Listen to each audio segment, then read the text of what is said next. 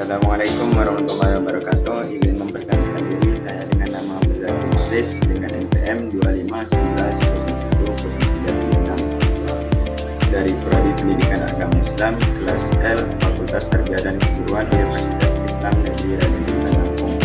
Ini tujuan adalah untuk mengumpulkan tugas akhir semester yang diampu oleh dosen didik Bapak Didik Wahyudi MPD dengan mata kuliah profesi pengembangan profesi kependidikan.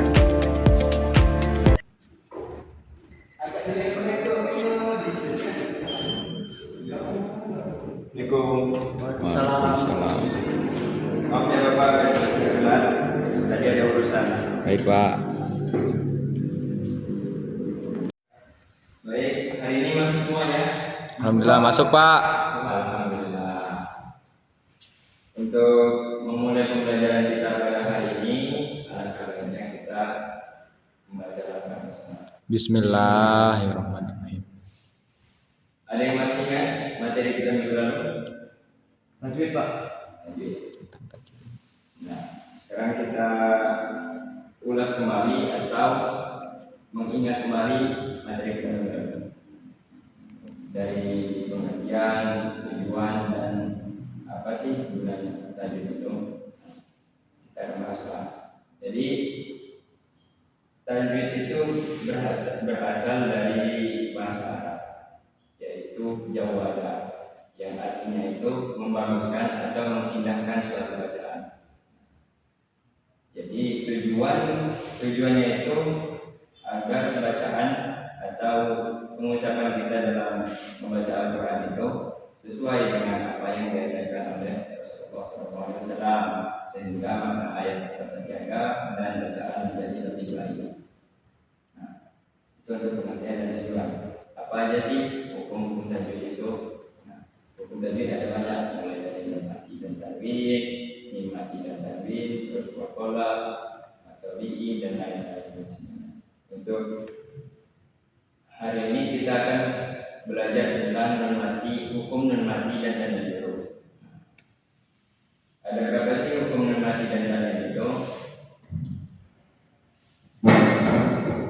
Hukum nun mati dan tanwin itu ada 5. Yang pertama itu ada ikrar, idgham bigunah, idgham bilagunah, dan iklab dan ikhfa.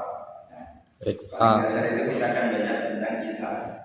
Izhar itu dari segi bacaan itu harus jelas. Jadi berarti izhar itu jelas, cara pengucapannya jelas, terus nadanya juga jelas, dan pelafalannya jelas. Ayat dari izhar itu ada 6 yang terdiri dari hamzah, ha, kho, ain, ghain, dan fa.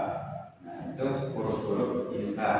Jadi ketika kita membaca Al-Quran terus menemukan ayat tentang ayat yang berbunyi nun mati ketemu salah satu huruf izhar, yaitu ada nun mati ketemu hamzah, nun mati ketemu ha, gitu. Contohnya kayak man amana. Jadi pelafalannya harus jelas. Man amana itu kan termasuk jelas pelafalannya. Jadi setiap kita bertemu nun mati, bertemu dengan huruf izhar yang tadi Bapak sebutkan, itu pelafalannya harus jelas. Itu untuk hukum izhar. Dan hukum yang kedua itu ada idgham bigunah. Idgham bigunah itu ada 4 ayatnya. Ada 4 huruf yang terdiri dari huruf ya, nun, mim, dan wawu. Nah, idgham bigunah itu maksudnya adalah memasukkan tanpa berdengung. Jadi pelafalannya itu contohnya kayak nun mati bertemu dengan ya, cara bacanya itu mi yauma idzin. Banyak kan ketemu di Al-Quran itu. Ya. Jadi maksudnya itu ketika bertemu nun mati dengan huruf-huruf seperti itu harus berdengung. Berdengung tapi Baik, Pak. Terus hukum yang ketiga itu ada idgham bilauna.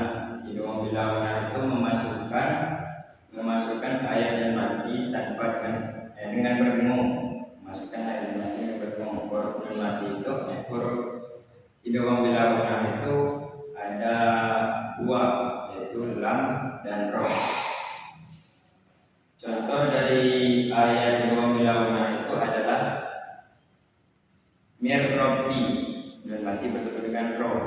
Jadi bacanya mir robbi, seolah-olah nun matinya itu tidak kebaca, bacanya itu mir robbi.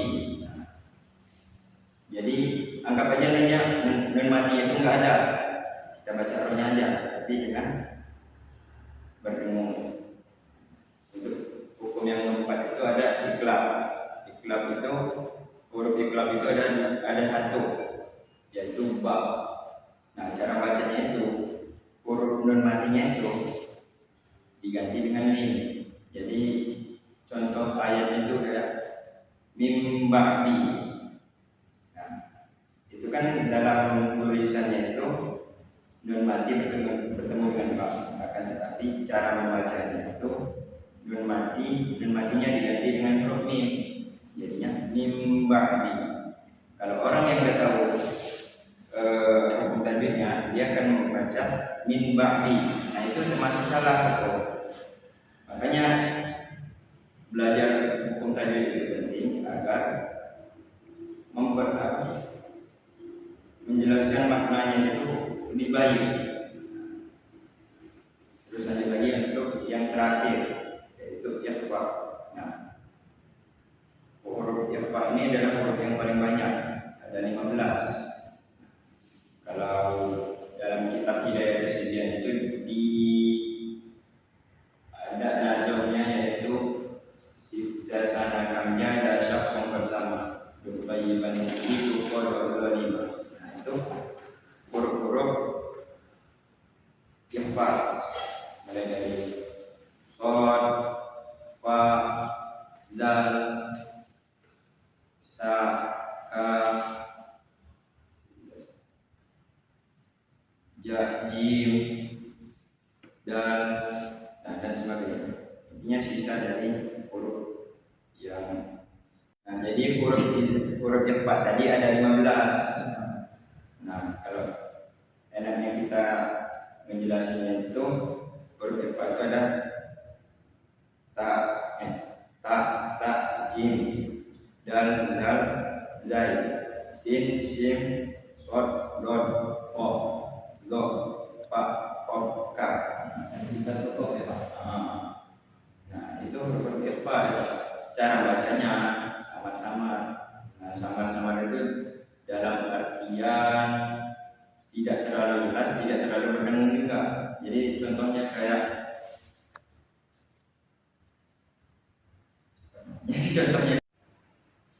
Nah, jadi contoh dari hukum ikhfa itu yaitu alimun qadir.